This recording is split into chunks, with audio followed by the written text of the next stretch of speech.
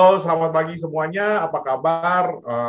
Ketemu lagi sama saya di Jet Talk Podcast season 2 nih. Hari ini di episode yang ke-12. Dan tentunya hari ini juga kita kehadiran narasumber yang keren ya, Pak Agus Salim.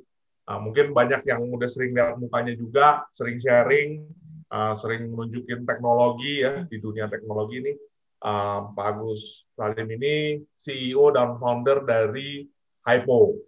Nah, kalau Hypo orang mungkin tahunya cuma ini ya, power bank ya. Tapi sebenarnya saya tahu nih udah banyak banget produknya juga segala macam dan masuk sini ya. Jadi tanpa berlama-lama mungkin saya persilakan Pak Agus Salim untuk memperkenalkan diri sedikit. Terima kasih banget juga hari ini udah hadir di sini ya Pak ya untuk sharing. Oke. Thank you, Bro Joni. Salam sejahtera buat kita semua. Salam kenal, saya dengan Agus Salim, CEO dan founder dari produk Hypo Power Bank. Ya, produk ini berawal dari dunia aksesoris itu dari power bank tahun 2010. Ya, sampai hari ini umurnya udah 11 tahun lah, Bro Joni. Ya, itu mungkin perkenalan singkat saya. Nah, mungkin sekian sedikit, Pak Agus. Hari ini kita mau ngobrol apa nih, Pak? Sesuai dengan pengalaman saya aja ya, passionnya juga ya, jiwa the founder ya. Saya suka, soalnya saya dari dulu pertama kali istilahnya nggak punya kesempatan untuk kuliah lah karena masalah ekonomi. Jadi tamat SMA udah harus sales keliling. Tapi di situ seiring berjalan waktu ternyata yang tumbuh di dalam diri saya itu adalah jiwa the founder. Nah, dari jiwa the founder itu saya coba juga suka pelajarin tentang dari top-top kita lah ya, misalnya sejarahnya KFC, sejarah McDonald's, sejarahnya Aqua, sejarahnya Pocari Sweat, dan semuanya saya suka pelajarin gitu, karena saya percaya semuanya itu bisa jadi itu nggak langsung ekspres. Banyak sekali kejatuhan yang sangat berat sekali, tapi mereka bisa bangun kembali. Itu saya suka cari tahu apa sih yang membuat dia itu mempertahankan untuk bangkit kembali. Nah, itu yang mungkin nanti saya coba sharing, karena hari-hari ini kan sekarang banyak sekali milenial, anak-anak muda yang saya yakin setiap orang punya passion yang beda-beda ya, Bro. Ada yang passionnya mungkin pengen jadi the founder, ada yang passionnya profesional, ada yang passionnya mungkin entrepreneur. Ya, saya rasa beda-beda. Nah, mungkin pengalaman pribadi saya bisa jadi pengalaman bagi yang punya passion untuk menciptakan sesuatu ya. Tokopedia kan kayak William kan juga sesuatu yang dia ciptakan gitu kan, tapi pada saat dia menciptakan bukan hal yang gampang kan gitu misalnya. Menciptakan kan sekarang banyak, nggak harus itu udah bukan sesuatu lagi, itu banyak gitu. Iya. Palu gada itu menciptakan udah. Teknologi juga menciptakan founder ya kan, menciptakan produk founder, banyak sekali lah, peluangnya sangat banyak sekali gitu. Mungkin ini kan I think you made a very strong point ya, bahwa waktu mudanya itu in a little bit unfortunate situation ya Pak ya, di mana nggak bisa mengemban pendidikan yang lebih tinggi dan sebagainya. Mungkin bisa share sedikit ya, how actually is the journey from you young Agus gitu ya, yang dengan SMA terus habis itu, then how you end up basically building this business. Yang notabene mungkin nanti saya juga akan nanya juga nih Pak, yang notabene is not really a primary business kan, gitu ya. Terus teknologi lagi gitu. Berawal dari saya ini aslinya, kalau saya aslinya bagian Siapi-Api, tahu nggak? Sumatera Utara perbatasan dengan selatan itu ya. Kalau dari Kota Medan masih cukup jauh, pertengahan antara Kota Medan dengan Pekanbaru lah. Saya tahunya kue tiaonya sih, kue tiao bagan Siapi-Api. Warna merah itu. Kulinernya cukup terkenal kok untuk bagannya. Jadi cuman ketika saya anak keempat, ketika saya lahir, papa sama mama orang tua sudah pindah ke Kota Medan, tapi tepatnya di Belawan. Belawan itu pinggirannya Kota Medan, yaitu pelabuhan. Tempat itu pelabuhan monopoli ada Pak? Iya, pusatnya ekonomi. Belawan bisa beli itu kalau sampai sekarang kan Belawan itu masih pusatnya pelabuhan tuh untuk orang ekspor impor ya. Jadi awak dulu ya pas kita masuk itu masih gudangnya masih gudang itu banget lah. Jadi papa itu kan backgroundnya adalah nelayan. Orang bagian siapi-api 80-90% backgroundnya nelayan. Jadi pas pindah ke Belawan ya tetap sebagai nelayan, tapi puji syukur berkembang ya. Akhirnya punya gudang sendiri, punya kapal sendiri. Nah saya sekolahnya di sana. Setelah SD kelas 6, papa pindah ke kota Medan. Jadi itu dari kota, saya sekolah lanjut SD kelas 6 di kota Medan sampai tamat SMA. Jadi berarti saya di kota Medan itu 7 tahun. Tamat SMA, saya pindah ke Jakarta. Nah itu punya cerita yang panjang bro, karena di kota Medan itu jatuh bangun ya. Jadi papa pada saat saya SMA kelas 1 lah itu papa jatuh bangkrut ya. Namanya bisnis ada naik, ada turun, jatuh bangkrut dan harus pindah ke Jakarta. Jadi dia merantau ke Jakarta mulai dari nol sampai satu titik dipercayakan lagi dimodalkan oleh orang Taiwan pada saat itu untuk modal usaha masih di perikanan. Jadi bisa ekspor dan bisa import karena dia punya pengalaman tapi udah nggak pegang duit gitu kan. 3 tahun berjalan, pas saya tamat SMA, dia suruh saya, kamu segera datang ke Jakarta. Saya belum paham kenapa disuruh segera datang ke Jakarta. Terus habis itu dia mulai ngajarin saya. Pas dia ngajarin saya belum paham kan, orang baru tamatan SMA gitu kan. Ternyata dalam diri dia ada penyakit, jadi dia nggak cerita gitu. Nggak lama, setengah tahun kemudian, papa harus dipanggil Tuhan gitu. Nah, ketika papa dipanggil Tuhan, investor lihat saya kan anak kecil gitu kan. Mana mungkin bisa lanjutin usaha itu kan. Jadi investornya tarik balik dananya. Jadi singkat cerita saya tinggal berdua aja sama mama karena saya 5 bersaudara. Jadi 4 bersaudara saya semuanya masih di kota Medan, Mas. Koko saya, Cici sama adik semuanya tetap di kota Medan. Nah, jadi saya cuma berdua sama mama di Jakarta. Nah, pada saat itu akhirnya kan nggak pegang duit ya, masih saya tinggalnya di Teluk Gong pada saat itu karena di situ banyak orang Bajan dan sewa di sana kan. Nah singkat cerita ketika papa nggak ada bisnis yang dijalankan, saya juga di situ pada saat itu mulai bingung biaya hidup dari mana gitu kan. Saya sama mama biaya hidup dari mana. Nah singkat cerita dari situlah mulai adanya namanya teknologi. Saya nggak paham teknologi sebenarnya. Tapi saya pada saat itu ada pakai satu handphone Sony Ericsson GF337. Nggak tahu bro masih ingat nggak itu zaman itu Sony Ericsson. Sony Ericsson Music ya, bukan? Yang merah ya? GF337 bukan merah, bukan. Sempat jatuh dan ada kerusakan. Nah, saya coba bongkar karena dulu pas zamannya SMA di sekolah kami di Medan itu ada belajar tentang teknik dikit ya, solder ya. Zamannya bro ada nggak? Ada.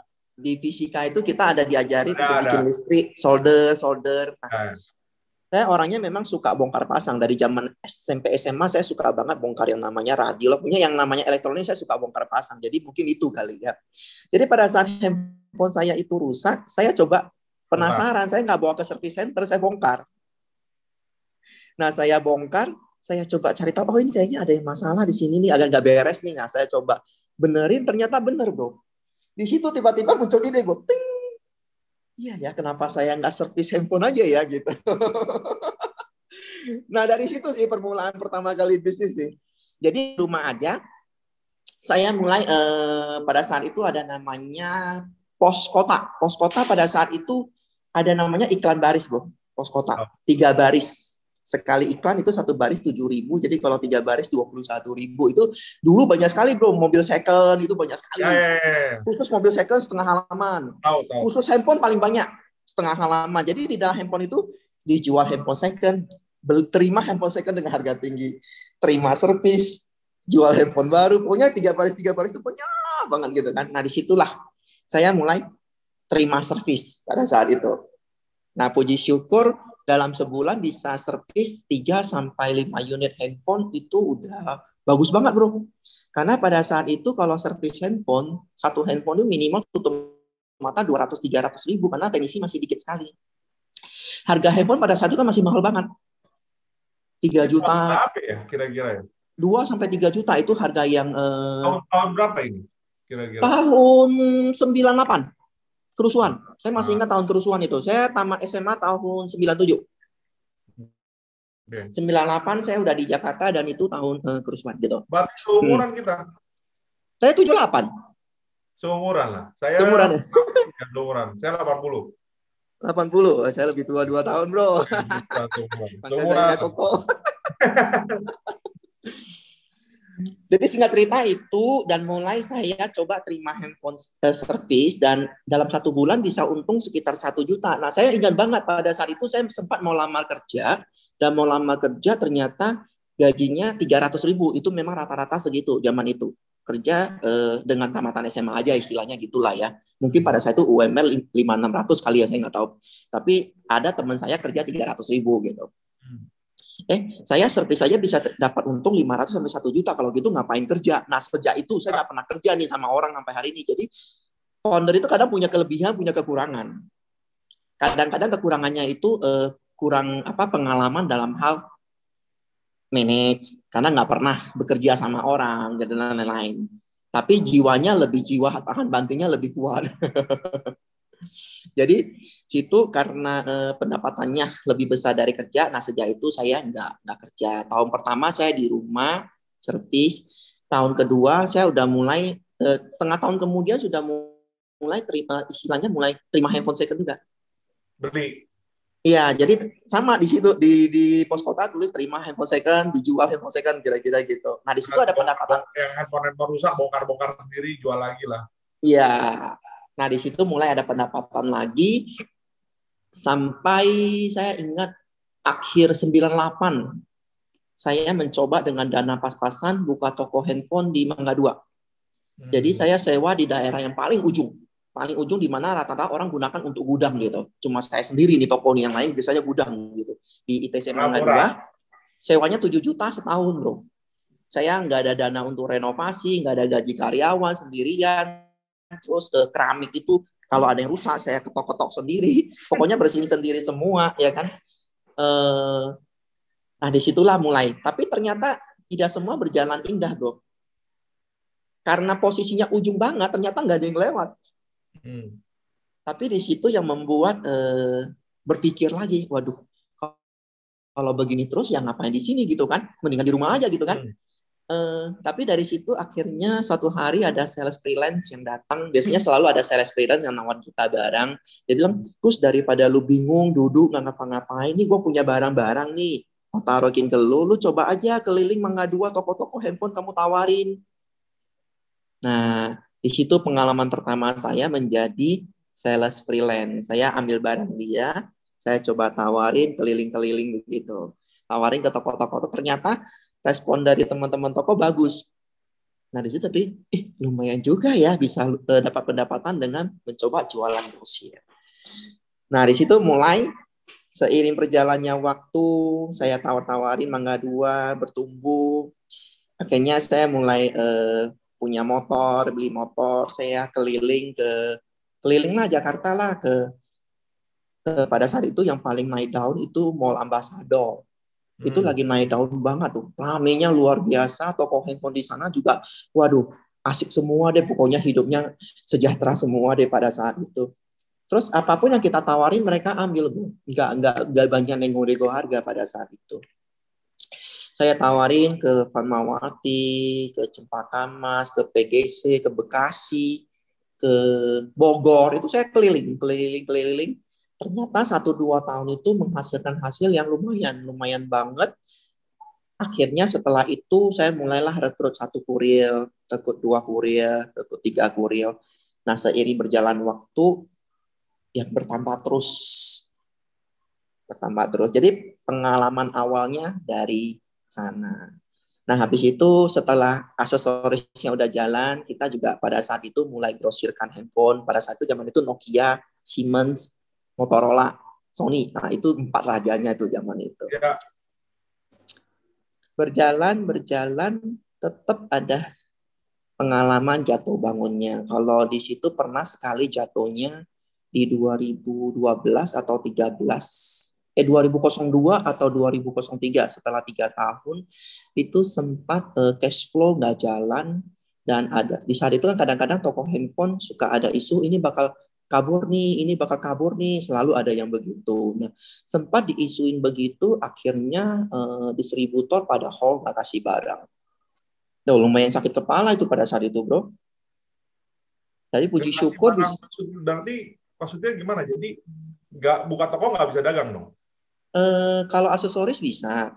Kalau handphone, karena handphone itu ketika omsetnya udah gede kan kita dapatnya payment karena kita dasarnya memang nggak terlalu pegang modal kan. Dari distributornya kasih kita hutang kan, dan kita jual ke dealer juga hutang kan. Ya. Nah itu angkanya bisa MM-an bro, cukup gede bro. Mesti tahanin lah kalau ini. Iya, palangin sih enggak karena kan prinsipnya kita pada saat itu memang nggak punya uang banget kan. Tapi begitu diisuin kan nggak dikasih barang atau nggak dikasih hutang, otomatis bisnisnya nggak bisa berputar. Ya, nanti. Nah itu badai pertama. Tapi puji syukur karena kita ini sih yang saya mau bagi ke teman-teman sih. Kalau yang saya lewatin itu jiwa the founder, yang penting yang dipegang itu yang paling penting itu sebenarnya integritas. Apa yang diisukan di luar kamu buktikan beda, kamu akan survive. Karena seiring berjalan waktu setelah setengah tahun setahun, enggak kok nggak terjadi kok gitu seperti yang diisukan, orang kasih lagi barangnya. Gitu. Jadi, karena kalau saya mau deep dive sedikit, ketika you mention integritas itu kayak contoh kayak yang kasus ini, orang bilang bahwa abis ini ntar dia ambil barang ini kasus ini bakal lari gitu. Tapi tidak, tetap masih pegang, masih berdiri di sono tegak, masih jualan terus gitu kan. And people start to build the trust. Jadi level trust-nya, tabungan kepercayaannya naik. Itu trust-nya itu nanti banyak sekali pengaruhnya loh. Terus setelah itu lewat, orang mulai nawarin saya tuh. Itu setelah lewatin badai itu langsung trust-nya berubah. Jadi setelah itu setahun kemudian ada orang yang memang dia itu adalah supplier ke Matahari Group, importir. Jadi dia lihat habis itu dia bilang, Gus gini deh, dia kenal dari orang, habis itu dikenalin, dia bilang, Gus saya ajak kamu ke China. Saya memang udah importir aksesoris elektronik udah lama sekali karena dia mensupply ke Matahari Group. Kita punya grup modalnya besar ya kan. Ini kok kalau lu ke China, lu pilih barang yang lu mau beli, saya modalin kamu, kamu tinggal pilih, nanti sampai Indo saya kasih hutang lagi 2-3 bulan. Gila nggak? Kalau nggak kan nggak mungkin saya ke China beli barang, ya kan? Kan selama ini saya beli aksesoris setelah aksesoris prosesnya itu kan pertama saya belinya dari freelance. Setelah angkanya udah mulai besar, saya belinya dari Roxy, teman-teman yang udah importir lah, direct dari importir. Importir kan juga naik terus lah, value chain-nya naik terus lah. Dari mulai dari sales freelance naik sampai ke importir, sampai akhirnya jadi importir sendiri lah. Iya, jadi kita beli dari importir Roxy kan juga mereka kasih kita hutang 1-2 bulan. Katakanlah hari ini saya langsung ke China juga saya nggak bisa beli pada saat itu. Nggak pegang duit untuk beli cash. Kan lu beli, bayar cash, pengiriman sebulan lagi. Belum lagi jual ke orang hutang, ya kan? Tetap harus managing cash flow-nya mesti kuat sih itu sih. Iya. Jadi pada saat ditawarin tuh, kapan lagi? Nah, itu pertama kali titik naiknya. Jadi itu kalau saya mau tanya sedikit ya. How could somebody trust you like that? Baik lagi kan yang tadi saya bilang kan, itu bisa tumbuh dengan sendirinya ketika kita berjalan dengan integritas. Itu penting banget ya untuk teman-teman millennials ya, yang punya jiwa-jiwa founder, entrepreneurs ya. Apapun masalahnya, coba integritas itu dipertahankan. Gitu, kita nggak tahu kapan pertolongan itu yang datangnya dari Tuhan, Tuhan kirimnya siapa ya kita nggak tahu. Ya. Jadi dari situ mulai pertama jadi seorang importir tapi dimodalin ya kan, bahkan tiket ke sana aja dibayarin, hotel di sana juga dibayarin semua lah. Sampai di sana dia kasih tahu nih, khusus elektronik handphone ada di daerah sini semua, kamu tinggal pilih aja katanya, nanti saya yang urus kirim ke Jakarta semuanya, pokoknya kamu duduk tenang aja. Nah dari situ berjalan 3 tahun, lumayan lama. Tahun ketiga lagi muncul masalah lagi bro. Pada saat itu kan kita permulaan ya, jadi ada satu titik saya udah bikin brand pada saat itu. Ternyata, apa tuh brandnya?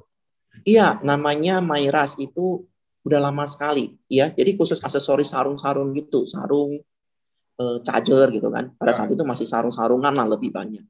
Sama anti gores masih yang bukan yang sekarang, masih beda anti gores yang dulu. Ada satu titik anti goresnya itu omset kita udah mulai gede, tapi ternyata satu kontainer aksesoris itu rusak barangnya. Oh, man. Berusaha itu, wah kita mulai keliungan 3 bulan, 4 bulan, 5 bulan, akhirnya kita kunjungin pabriknya sampai awalnya bilang janji mau ganti sampai bulan keberapa lah. Kita kunjung lagi ternyata tutup udah pabrik itu. Nah di situ Habis mulai lah ya. titik jatuh kedua terberatnya. Iyalah, habislah satu barang kontainer itu. Iya, habis satu kontainer permasalahannya adalah kembali lagi integritas tetap dijaga. Karena kenapa? Kan yang modalin tadi kan supplier kan. Yang modalin kan beda kan dengan pabrik kan. Nah teman saya yang modalin ini kan saya tetap harus ganti rugi karena kan prinsip dia lah modalin. Yang belanja kan saya, salah saya dong gitu bahasanya. Nah baru mulai berkembang, baru pegang duit itu harus gantiin satu kontainer itu pada saat itu bisa habis semua bro. Jadinya akhirnya pendapatan semua harus kembali lagi, harus nyicil untuk bayar itu semua, mulai dari nol lagi. Tapi ya itu tetap dijaga integritasnya, pasti nanti ada yang support lagi. Jadi itu titik-titik jatuh bangunnya. Baru terakhir di 2009, mulailah akhir-akhir 2009 itu zamannya BlackBerry booming. BlackBerry booming itu 2008. Umurnya BlackBerry itu sama dengan umur properti itu pada saat itu. 2008 sampai 2012, 4 tahun umur properti booming sama umur BlackBerry booming pada saat itu. Itu 4 tahun itu dagang apa aja enak banget di dunia handphone. Semuanya soalnya gede banget 4 tahun.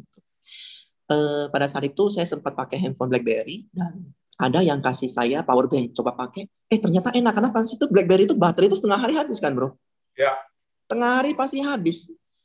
Nah, saya sering keliling keluar kota, nyeles gitu. Saya itu jiwa salesnya cukup tinggi, bro. Saya dari pertama sales seluruh Jakarta, berhasil 2-3 tahun sales seluruh Jabodetabek berhasil. Di tahun ketiga ke atas, saya keliling seluruh Indonesia 2003 sampai 2010 lah. Itu 7 tahun saya keliling seluruh Indonesia, bro. Dari Aceh sampai Papua Nugini sudah saya injak. Perbatasannya itu, bro. Sama, saya juga udah pernah. Jadi kan ke Merauke, di sana juga ada rekan dealer, kunjungan, dan lain-lain. Nah, dari situ karena sering keluar, akhirnya ini powerbank kok kayaknya berfungsi banget. Saya tes pakai, berfungsi. Akhirnya saya pikir ini barang bisa booming. Akhirnya saya memikir mau bikin satu brand lagi deh, ini mau coba lagi deh. Ini produknya juga, dan cuma dari pengalaman yang sudah ada saya belajar, berarti saya harus review. Jangan beli barang asal murah aja di China pada saat itu. Mendingan utamakan jenis pabriknya.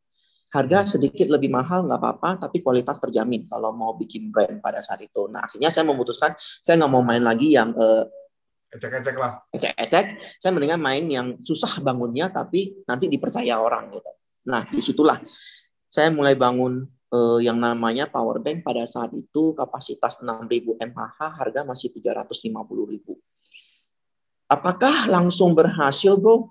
Enggak, bro. Jadi waktu itu berarti ngambil barang, pasang brand di Jakarta lah ya? Enggak. Tapi langsung bikin brandnya di China. Tapi itu PR, bro. Jadi pertama kali saya masuk, itu 100 unit tanpa brand. Oke. Karena di sana kalau mau bikin brand itu minimalnya adalah 3.000 unit. Oh iya, berarti tapi kan ada OEM-nya. Jadi di China ada betul, OEM. Betul. Jadi beli 100 unit yang beli di market istilahnya gitu. Di pabrik yang sudah saya kenal sih gitu kan. Coba deh 100 unit. Pas masuk nggak gitu jalan, saya coba jalanin pelan-pelan. Akhirnya setelah itu saya pikir, tapi ini tetap harus bisa besar. Saya putuskan untuk order 3.000 deh. Resiko harus diambil. Saya masuk 3.000, babak belur, nggak laku. Mungkin orang kirain laku ya, nggak laku. Nggak laku, saya berpikir lagi, ini nggak laku, nggak mungkin taruh di gudang. Ya udah, saya suruh sales saya semuanya, kita perkenalkan produk ini, bagaimana caranya. Kamu keliling aja ke semua toko handphone yang ada seluruh Jakarta, kita titipin total 500 unit kita titipin. hampir 1.000 lah, semuanya kita titipin aja. Kan ada 3.000, 1.000 atau 2.000, semua kita titipin aja. Jadi satu toko satu. Pasti titipin aja, toko handphone nanya, ini barang apa? Fungsinya apa? Lu bayangin. Oh iya, saya ngerti di sana. Orang belum ngerti, maka nggak bakal jual. Ketika dijelasin, ini loh kalau kan BlackBerry begini. Jadi jelasin satu-satu toko. Oh ya udah ditaruhin. Maka mereka jelasin ke konsumen, ketika mereka jual BlackBerry, mereka tawarin power bank. Dan ternyata disitulah 1 tahun itu, baru tahun kedua booming loh. Tahun kedua dan ketiga, keempat, 3 tahun itu boomingnya di luar dari prediksi. Benar-benar booming, karena belum ada yang main. Benar. Belum ada yang main, itu boomingnya luar biasa. Tapi seperti biasa, ada gula, ada semut. Ya, sebentar. Ketika lu tahun kedua, ketiga booming, semua importir main power bank pada saat itu. Mau importir handphone, importir motor, importir baju, semua importir main power bank pada saat itu. Dan 2014 dan 2015 itu titik di mana jumlah power bank lebih banyak daripada pemakainya. Semutnya lebih banyak dari gulanya, bahasa kasarnya gitu. Nah, itu juga titik yang tidak nyaman. Selalu ada. Semua dagang itu selalu ada seperti itu. Tapi yang saya mau pelajarin adalah ketika jiwa the founder ini, ketika Anda dapat klik sesuatu kayaknya ini dapatnya dari Tuhan, atau feeling Anda ini bisa booming, Anda harus konsisten untuk jalan, padahal di depan itu orang masih menertawakan Anda. Apa sih barang ini? Kira-kira begitu. Pada saat Jack Ma membangun Alibaba kan diketawain orang, kira-kira ya begitu. Ketika sama lah William membangun Tokopedia pada saat itu, apa sih gitu kan? Pasti diketawain orang gitu, banyak sekali. Gitu. Jadi saya suka itu yang namanya vision, iya, tapi belum tentu ingat loh, belum tentu jadi loh. Oh iya. Tapi at least kalau bagi saya, at least saya menjalankan, gagal pun juga saya punya kepuasan tersendiri, itu yang harus disimpan. Belum tentu dari 10 jadi semua, ceritanya terlalu banyak nanti kan. Biasanya dari 10 paling banyak yang jadi 2 atau 3. Tapi dari 2 atau 3 yang jadi, itu menjadi something banget. Jadi, saya misalnya ya, saya ada baca satu yang saya suka banget sampai sekarang adalah salah satu. Tadi kan ada banyak, ada KFC, ada Coca-Cola, mungkin teman-teman semuanya ada dengar lah ya Coca-Cola. Setahun pertama aja jual cuma 25 botol gitu misalnya kan. Dan banyak sekali, tapi salah satu cerita yang saya suka banget adalah yang punya almarhum Joko Utomo Aqua. Ya ini kita bicara orang Indonesia deh, biar nggak bandingkan compare dengan luar negeri. Kompas ya? Aqua. Sorry, siapa tadi? Joko Utomo. Oh, Yoto, oke. Sorry. Founder daripada Aqua Indonesia. Ya. Tahun 1959 dia itu kerja di sebuah media cetak dan harus dipecat. Ya, dia dipecat, ingat dipecat. Ya, nggak beda jauh sama Jack Ma yang nggak diterima dan lain-lain. Dipecat. Dan akhirnya dia harus mencari kerjaan lain. Suatu hari dia dapat kerjaan di Pertamina. Ya, Pertamina. Ketika dia bekerja di Pertamina, di situ dia sempat menjamu tamu dari luar negeri. Ketika tamu luar negeri itu datang, mereka minum air Indonesia, ternyata mereka diare, mencret-mencret, nggak kuat. Karena air Indonesia pada saat itu dari air tanah yang dimasak. Yang dimasak. Ternyata orang luar negeri nggak cocok. Akhirnya dia berpikir, ini harusnya harus cari yang cocok dengan mereka. Dia cari-cari menemukan bahwasanya sekitar Asia ada di Thailand. Udah ada air kemasan. Ya, air kemasan. Akhirnya dia mengirimkan adiknya ke Thailand untuk magang kerja di sana. 1973 adanya balik ke Indonesia dan mereka buka pabrik di Bekasi. 1974 pabrik Aqua sudah ada di Bekasi. Mulailah dipasarkan. Laku enggak bro, 5 tahun dia rugi. 5 tahun, bayangin, dia juga masih karyawan, belum pengusaha, uangnya habis semua. 5 tahun dia rugi. Dari cerita ini saya mau kenapa saya mau cerita yang 5 tahun dia rugi. Anda mungkin melihat keberhasilan mereka hari ini, tapi 5 tahun ini Anda merasakan apa nggak? Saya mencoba membayangkan gitu. Hinaan, dianggap bodoh, cacian, nggak sanggup gaji karyawan. Kalau rugi pasti nggak sanggup gaji karyawan. Dulu zaman itu nggak ada investor-investoran bro, uang pribadi bro, ya kan? Nggak sanggup gaji karyawan. Gaji karyawan pun nggak sanggup gaji orang yang profesional. Kalau yang pintar-pintar pun pasti di-hijack oleh perusahaan lain, yang perusahaan berhasil. Ya kan? Akhirnya lu hanya bisa gaji sisa-sisa orang aja. udah mengalami kerugian, nggak sanggup gaji karyawan, stresnya setengah mati, barang mati, nggak laku. Anda pernah kebayang nggak sih seperti apa rasanya? Di situ titik balik dari semua the founder, bro. Ada yang menyerah majority, 70%, 80%. Sisa 10-20% yang tetap pertahankan. Apa yang saya dapat?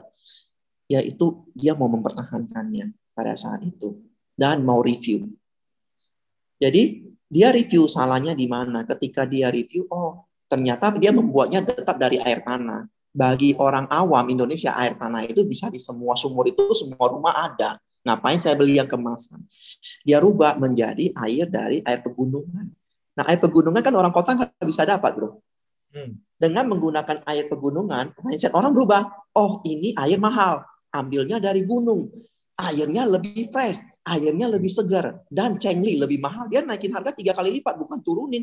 Dia naikin harga 3 kali lipat. Apa yang terjadi? Di situ titik balik Aqua mengalami keberhasilan sampai hari ini.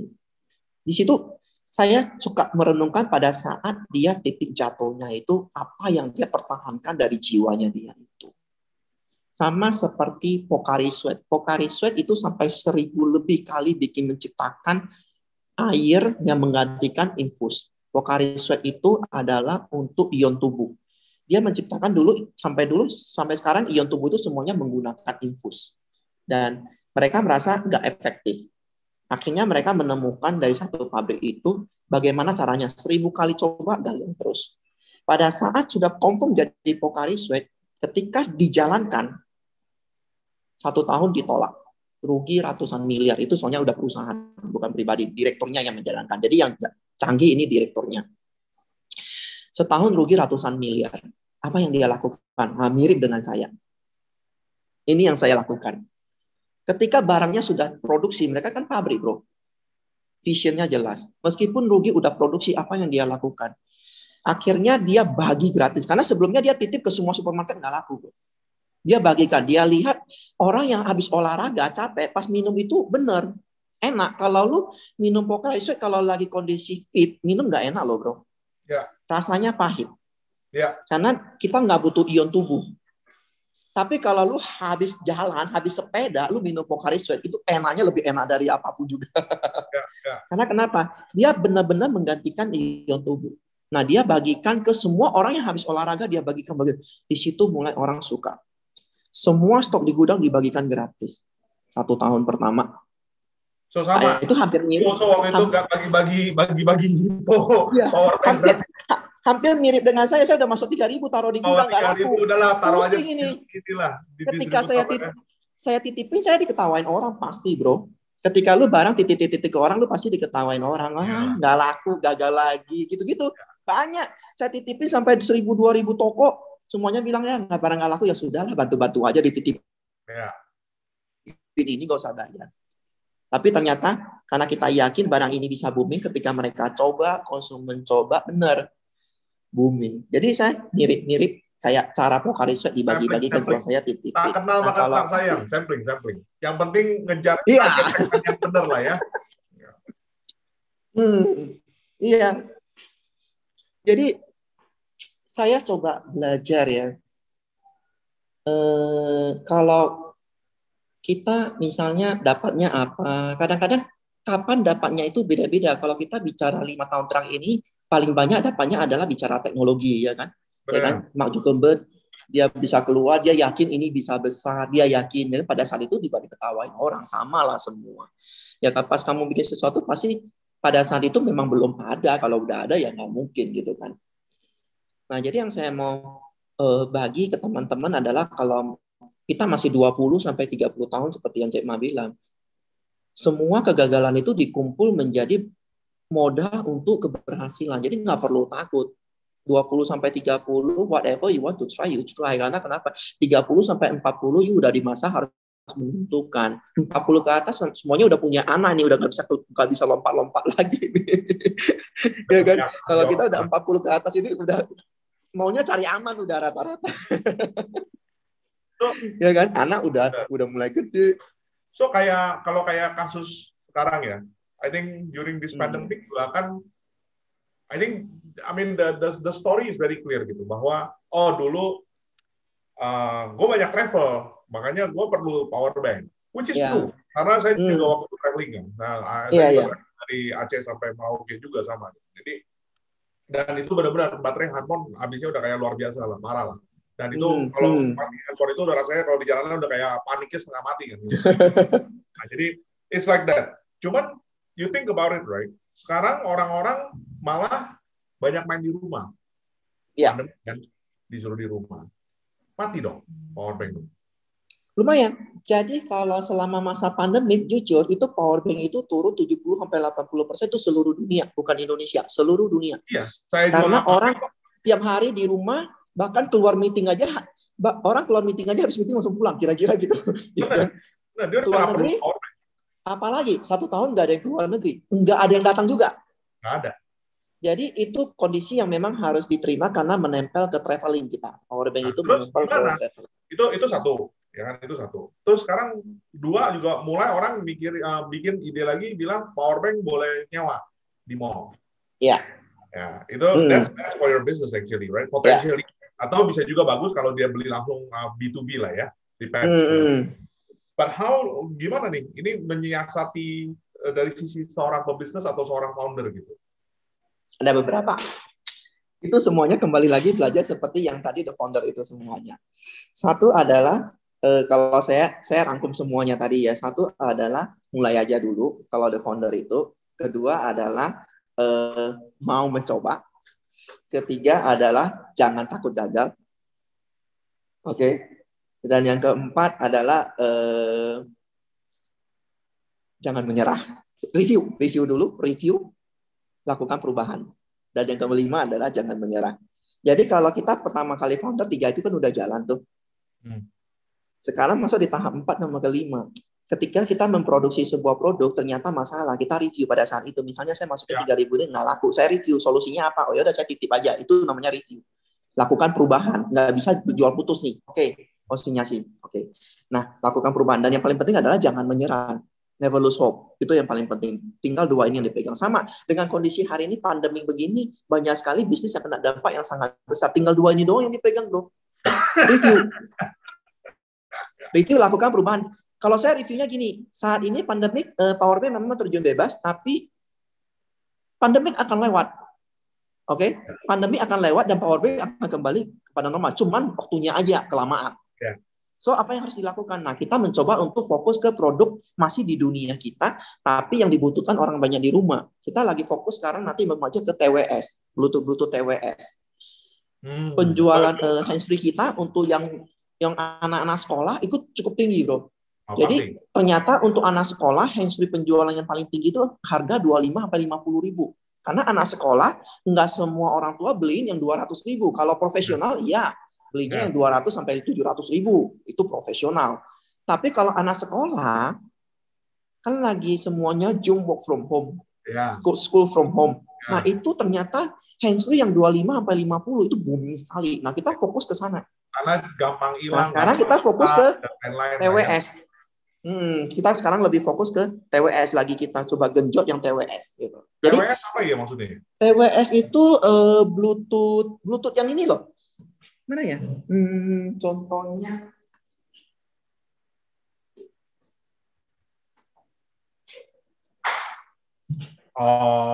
Bluetooth yang di telinga. Ya. Kita lagi set nanti kita lagi masukin yang range harga 200 sampai 500 yang sesuai dengan kualitasnya dan market Indonesia. Nah, kita akan fokus ke sana. Jadi ya review, lakukan perubahan, lakukan perubahan. Jadi pertanyaannya tadi, dengan kondisi gini apa yang harus kami lakukan itu review, apa yang bisa lakukan perubahan gitu. Misalnya jangan dulu fokus di power bank, fokus dulu item lain yang banyak kepake di work from home. Tapi apakah power bank ini ditinggal? Jangan, pertahankan karena setelah pandemi lewat dia kembali gitu. Cuma ya kita harus bertahan di beberapa tahun ini kan.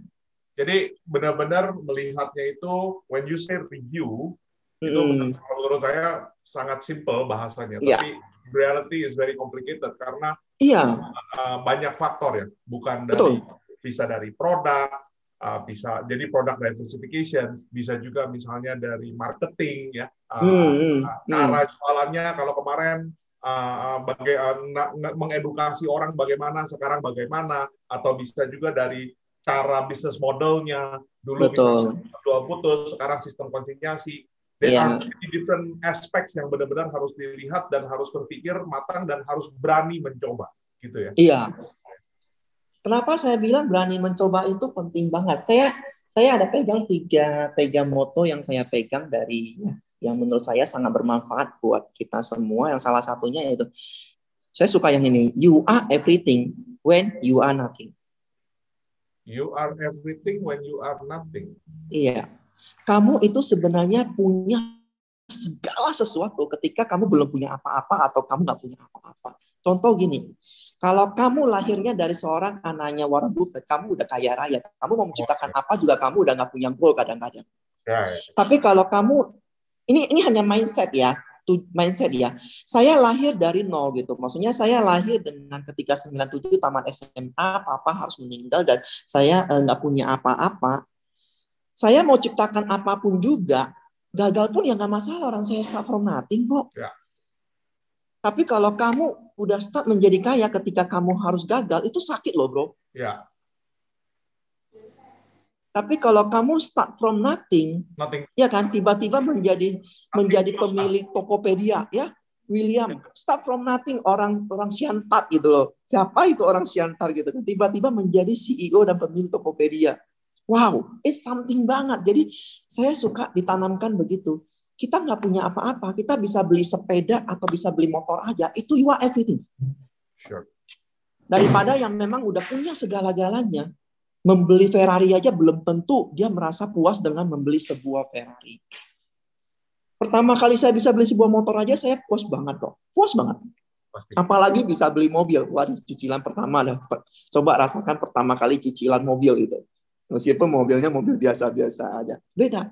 So, ini state of mindset ya. Mindset itu penting banget ya. Kalau kita bisa tanam, you are everything when you are nothing. Ini bisa membuat kita itu punya semangat yang lebih bergairah dalam menjalankan tugas-tugas kita. So, ini dari tadi ini nggak terasa kita udah banyak ngobrol ya. Dari cerita hidupnya, ini saya manggilnya Ko Agus aja lah ya.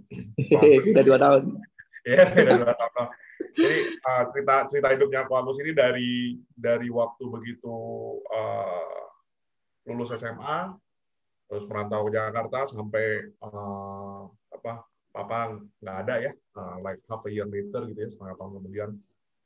Terus mulai sampai setengah mati, sampai benerin servisin handphone, sampai akhirnya beli handphone, sampai akhirnya bisa jadi importir ya, jadi terus sampai sekarang punya merek sendiri dan sebagai pionir ya sebenarnya kalau saya boleh bilang. Bahkan saya sebenarnya awalnya nggak tahu loh Hippo itu sebenarnya merek lokal. I didn't know until I know you gitu kan. I'm like, oh ternyata orang lokal yang punya gitu kan, it's an Indonesian brand gitu. And I feel proud about it gitu ya. Dan terus sekarang juga udah sharing ini ya, views-nya sebagai seorang founders lah. Mungkin kalau buat teman-teman yang mendengarkan gitu ya hari ini atau nonton di kanal kita ya, ini biasanya pertanyaan pamungkas kita. Okay. So what actually yang dari Ko Agus ini mungkin bisa share in couple of inilah ya, key takeaways-nya lah buat teman-teman yang ngedengerin gitu, dari cerita selama 40-45 menit ini.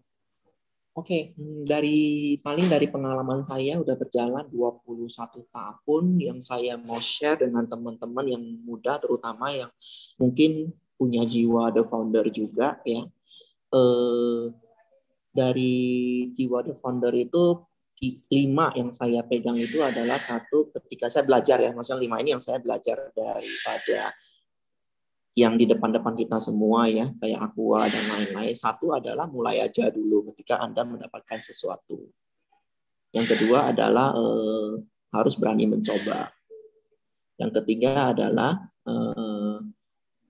jangan takut gagal. Kegagalan adalah, kumpulkan semua kegagalan Anda, karena kegagalan adalah modal untuk keberhasilan. Nggak mungkin ada yang berhasil tanpa kegagalan. Ya. Dan yang keempat adalah lakukan review dan melakukan perubahan. Dan yang 5 yang paling penting adalah never lose hope. Jangan pernah hilang pengharapan atau jangan pernah menyerah. Karena ketika ada kemarin saya dengar sebenarnya di titik ketika kita udah mau menyerah, statementnya itu di mana saya pernah baca, ketika di titik kita sudah mau menyerah, sebenarnya keberhasilan tinggal selangkah lagi gitu katanya. Dan itu di situ itu jadi kita jangan sampai pernah menyerah. Nah, kalau dari saya pribadi ada 3 statement yang saya pegang, mudah-mudahan bisa jadi berkat statement untuk hidup integritas ya. Kalau yang tadi kan jiwa the founder ya. Statement untuk dalam kehidupan sehari-hari ya. Yang pertama yang itu, you are everything when you are nothing gitu. Saya belajar untuk ambil statement ini ketika saya mulai dari nol. Bagi teman-teman yang start dari nol, kita kalau pegang ini cukup enak. Benar deh. Suatu hari bisa beli motor aja enak banget kalau misalnya dari nol. Bisa. Habis itu bisa cicil mobil yang hanya cepet. Ya aja deh bahasanya deh. Itu seneng banget karena usaha sendiri beda. Jadi you are everything karena lu punya apa? When you are nothing, you are everything karena you punya goalnya besar banget. Mau beli nanti suatu hari mau sampai Ferrari misalnya gitu. Jadi you punya everything gitu. Yang kedua adalah smooth sea never make a great sailor. Laut yang tenang tidak akan pernah menciptakan pelaut yang tangguh. Jadi kalau nenek moyang kita semua adalah pelaut tangguh. Anda tidak pernah dengar di tengah laut itu badai apa yang mereka lewatin. Kita badai di rumah nih bro.